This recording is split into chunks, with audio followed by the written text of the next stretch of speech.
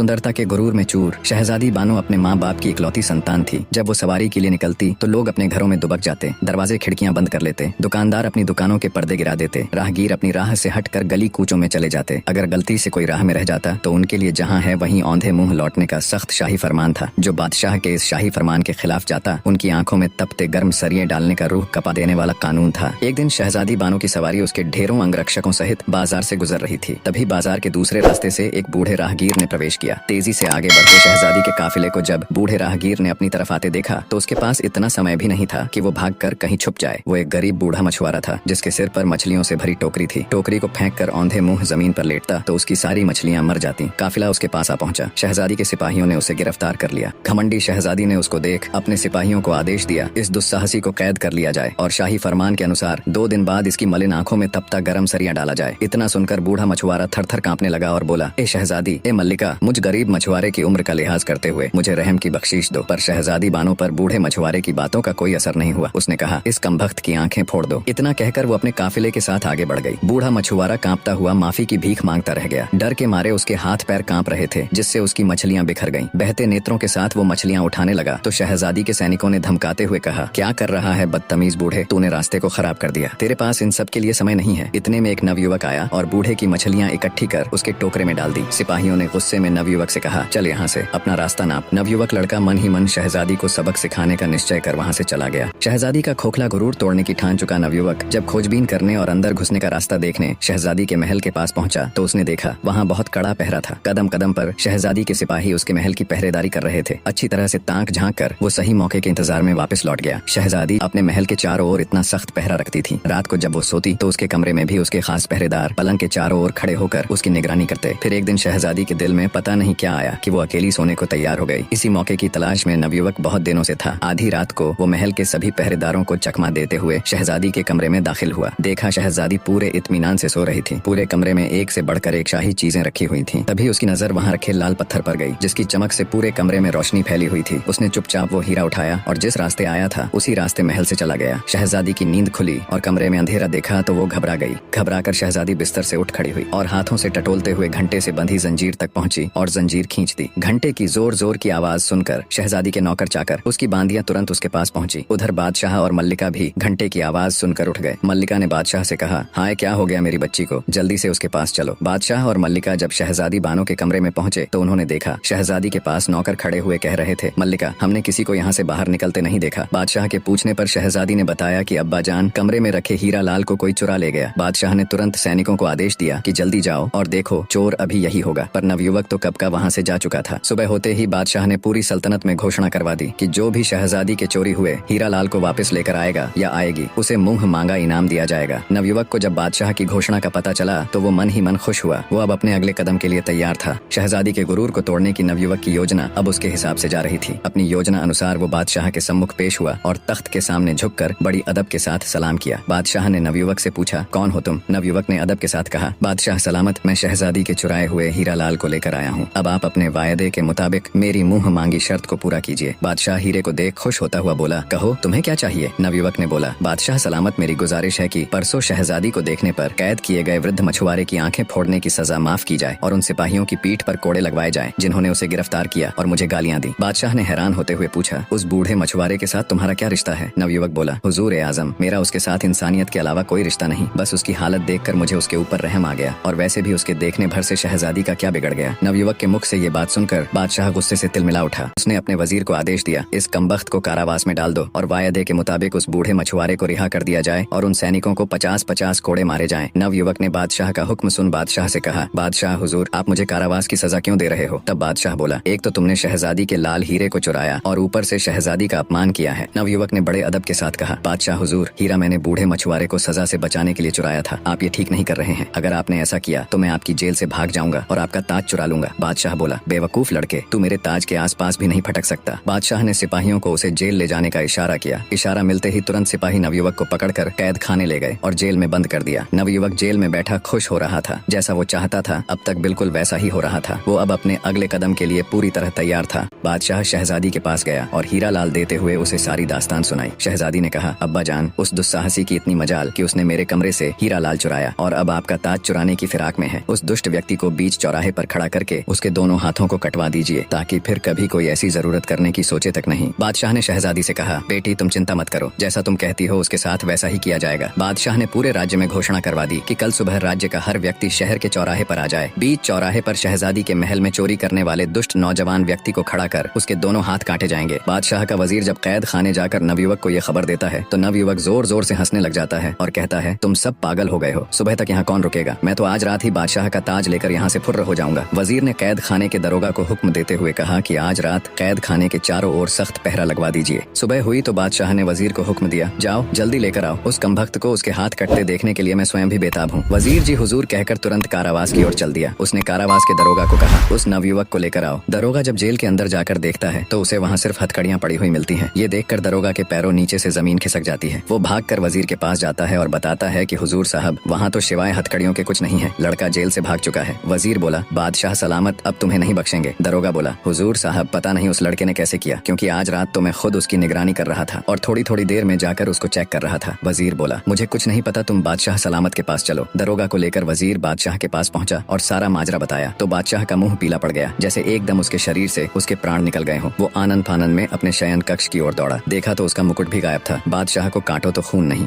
शहजादी बानो अपने पिता के महल में आती है। देखा तो बादशाह उदास बैठा हुआ है। शहजादी ने उनसे मायूसी का कारण पूछा तो बादशाह बोला, क्या फायदा मेरे बादशाह होने का जब एक मामूली सा चोर लड़का मेरे महल में दाखिल हो जाता है और जो उसका मन करे उठा ले जाता है। शहजादी बोली, मुझे तो लगता है सभी नौकर उस कमबख्त से मिले हुए हैं, पर आप उदास मत हो अब्बा जान, एक तरीका है उसे पकड़ने का और आपका ताज फिर से पाने का। आप उस बूढ़े राहगीर को फिर से कैद करवा कर पूरे नगर में घोषणा करवा दीजिए कि बूढ़े मछुआरे की आंखें निकाल कर उसे शहजादी के महल में बंदी बनाकर रखा गया है, वो उसे बचाने जरूर आएगा। बादशाह के हुक्म की देर थी कि कुछ ही देर में सैनिक उस बूढ़े राहगीर को पकड़ लाए। बादशाह ने बूढ़े मछुआरे को आराम के साथ शाही कमरे में ठहराया और अपनी योजना अनुसार पूरे राज्य में घोषणा कर दी कि बूढ़े की आंखें निकाल उसे कैद करके रखा है। नवयुवक को जब पता चला तो उसके तन बदन में आग लग गई। उसने खुद से कहा, जब मेरे ऊपर वश नहीं चला तो उस बूढ़े राहगीर को ही उठा लिया, पर अब बस बहुत हुआ, अब इन सब का अंत करने का समय आ गया है। रात हुई तो शहजादी के महल के चारों तरफ कड़ा पहरा लगा दिया गया। कदम कदम पर शाही सैनिक अस्त्र शस्त्रों के साथ चौकन्ने खड़े थे। खुद बादशाह भी भेष बदलकर गश्त कर रहा था, पर तभी अचानक शहजादी के महल से हृदय चीर देने वाली चीख सुनाई दी। बादशाह आनंद फानंद में भागा भागा शहजादी के कमरे में दाखिल हुआ। देखा तो शहजादी जमीन पर पड़ी हुई है और उसका पूरा शरीर नीला पड़ गया है। तुरंत शाही वैद्य को बुलाया गया। जब वैद्य ने राजकुमारी को चेक किया तो उसके होश उड़ गए। कांपती आवाज में बादशाह से कहा, माफ करे हुजूर, शहजादी अब इस दुनिया में नहीं है, किसी जहरीले सांप के काटने से वो मर चुकी है। बादशाह के ऊपर तो जैसे मुसीबतों का पहाड़ टूट पड़ा। वो दहाड़े मार मार कर रोने लगा, बेटी तुम मुझे छोड़ के नहीं जा सकती, तुम्हारे बिना मैं भी अपने प्राण त्याग दूंगा। पूरे महल में चीख पुकार मच गई। तभी वजीर की नजर वहाँ रखी एक कुर्सी पर गई जिसके ऊपर बादशाह का शाही ताज रखा हुआ था। वजीर बोला, माफ करना हुजूर, ये सही समय नहीं है, पर ये सब किया धरा उस चोर का ही है। वो ही यहाँ पर किसी जहरीले सांप को छोड़ गया और आपका ताज भी रख गया। शहजादी के मौत के गम में बादशाह पूरी रात रोता है। सुबह हुई तो रस्म अनुसार शहजादी बानो को दफनाया गया। शहजादी के गम में पूरे नगर की आंखें नम थीं। हर जगह एक अजीब सा सन्नाटा पसरा हुआ था। शहर की सभी दुकानें बंद थीं। हर कोई शहजादी के लिए दुआ कर रहा था। अगले दिन बादशाह जब शहजादी की समाधि पर फूल चढ़ाने गया तो देखा शहजादी की कब्र खुदी हुई थी। शहजादी का पार्थिव शरीर कब्र से गायब था। ये देख बादशाह को बड़ा भयानक सदमा लगा। अपने होशो हवास खो वो जमीन पर गिर पड़ा। वजीरों ने जब उस पर ठंडे पानी से छिड़का किया तो उसे होश आया, पर बादशाह अब भी अपने हवास में न था। वो सबकी तरफ ऐसे देख रहा था जैसे वो किसी को जानता ही न हो। 4 दिन के इलाज के बाद उसका होश ठिकाने आया। बादशाह को इतना गम शहजादी की मौत का भी न था जितना उसकी मैयत गायब होने का था। उसने दूसरे राज्यों से स्पेशल जासूसों की पूरी टुकड़ी बुला ली और शहजादी की मैयत का पता लगाने को कहा। शहर के चप्पे चप्पे में अब जासूस फैल चुके थे, पर उन्हें क्या पता था शहजादी का चोर तो कब का मुल्क से बाहर जा चुका था।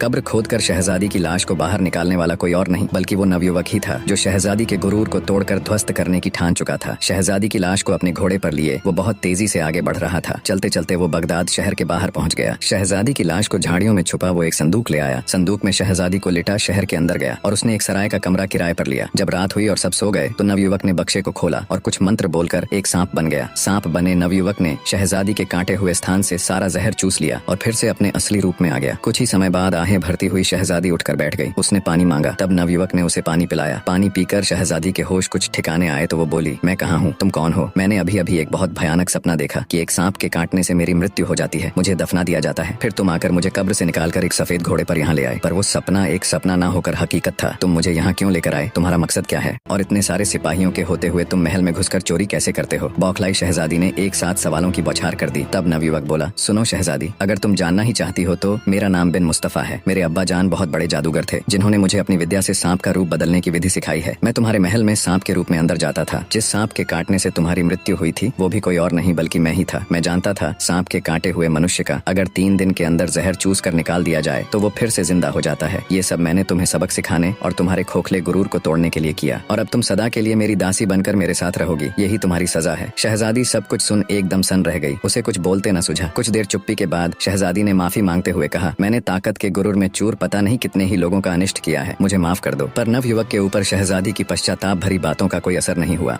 शहजादी को अपने घर लाकर एक बंदी या फिर ये कहे एक दासी की तरह नवयुवक रखने लगा। कुछ दिन तक तो शहजादी ने नवयुवक से मिन्नतें की कि वो उसे उसके पिता के पास छोड़ आए, पर नवयुवक को उसके ऊपर विश्वास न था। उसे लगता था शहजादी ये सब मजबूरी में और उसकी कैद से छुटने के लिए बोल रही है। समय बीतता गया। शहजादी अब अपना पूरा अहंकार त्याग कर एक पत्नी की तरह घर का सारा काम करती और नवयुवक की हर छोटी से छोटी बात का ख्याल रखती। धीरे धीरे नवयुवक के दिल में भी शहजादी के प्रति कठोरता की जगह नरमी ने ले ली। वो उसे चाहने लगा। फिर सोचा, मैं कहाँ एक छोटे से जादूगर का लड़का और वो मुल्क की शहजादी। फिर एक दिन ऐसा आया जब नवयुवक ने शहजादी को परखने के लिए घर पर अकेला छोड़ दिया और भागने का पूरा मौका दिया और सोचा रात को जब लौटूंगा तब शहजादी मुझे मिल गई तो उसके सामने अपने दिल की बात कह दूंगा। रात तक का समय नवयुवक ने बड़ी मुश्किल से काटा। रात हुई तो वो धड़कते दिल के साथ घर की ओर चल दिया। उसके मन में ढेरों विचार एक साथ चल रहे थे। नवयुवक जब रात में घर आया तो उसने देखा शहजादी कहीं नहीं गई बल्कि रोजमर्रा की तरह अपने कामों में तल्लीन थी। आज पूरा दिन सोचने समझने और विचार करने के बाद उसने फैसला लिया कि शहजादी के साथ उसका कोई भविष्य नहीं है। उन दोनों के बीच प्रतिष्ठा और रुतबे की बहुत बड़ी दीवार है तो वो उसे सही सलामत बादशाह के पास ही छोड़ आएगा। सुबह हुई तो शहजादी को लेकर वो बादशाह के पास गया। जब बादशाह ने अपनी बेटी को सही सलामत देखा तो उसकी आंखों से खुशी की अश्रुधारा बह निकली। उसने शहजादी को गले लगा लिया और ढेरों सवाल एक साथ दाग दिए। तब नवयुवक ने बादशाह से माफी मांगते हुए सारा किस्सा कह सुनाया। सब सुनकर बादशाह ने अपने वजीर को हुक्म दिया कि इसे अभी फांसी के तख्ते पर चढ़ा दो। पर शहजादी ने अपने पिता से कहा, नहीं अब्बाजान, इसने मेरा अहंकार नष्ट करने के लिए ये सब किया। अब मैं इसे अपने हृदय से अपना पति मान चुकी हूँ। अगर इसे कुछ हुआ तो मैं भी अपने प्राण त्याग दूंगी। बेटी के मोह में मजबूर बादशाह ने दोनों का निगाह करवा दिया। अब पहले जैसा कोई कानून नहीं रहा। प्रजा भी अब खुशी से रहने लगी। इधर शहजादी और नवयुवक भी एक दूसरे के साथ खुश थे।